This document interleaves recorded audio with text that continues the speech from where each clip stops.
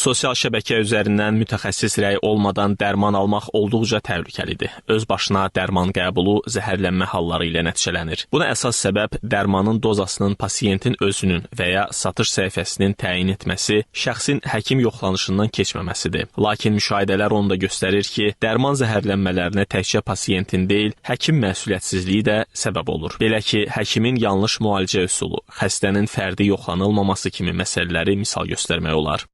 Həkim xəstəyə dərman yazdıqda onun daxili orqanlarının vəziyyəti nəzərdə tutulur. Yəni, preparatın böyrək, qaraciyər, mədə-bağırsaq sistemlərinə olan yan təsirləri nəzərə alınır. Öz başına müalicə üsulunda isə insanlar daxili orqanlarının durumunu bilmədən dərmanlardan istifadə edirlər. Bu da nəticədə böyrək və qaraciyər kimi orqanları sıradan çıxarır. Məsələn, dünyada mədə-bağırsaq sistemindəki qanaxmaların əsas səbəbi nəzarətsiz şəkildə istifadə olunan ağrı-kəsicilərdir.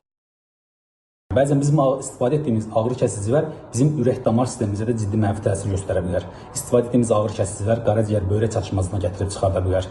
Ona görə biz dərman preparatı yazarkən, istifadə edərkən onun verəcəyi faydadan çox yan təsirlərini mütləq nəzərə almaq lazımdır.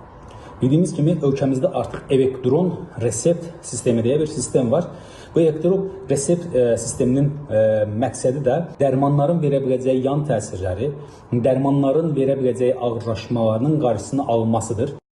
Məhz buna görə vətəndaşlar həkimlərdən mütləq elektron resepti tələb etməlidir. Qeyd edək ki, dərman zəhərlənməsinin fəsadları digər zəhərlənmələrdən fərqli olaraq daha ağır olur.